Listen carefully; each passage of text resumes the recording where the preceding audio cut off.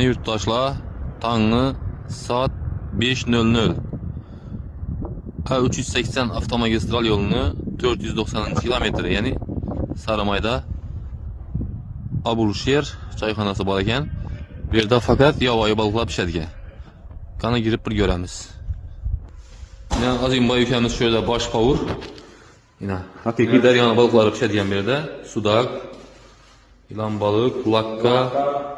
Yine Azı danlı saat 5 xizmat qilib turibdilar.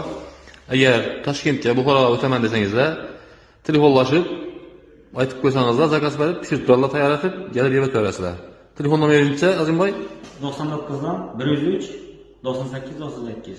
99 dan 103 98 98. 98. E'tiborlaringiz uchun rahmat.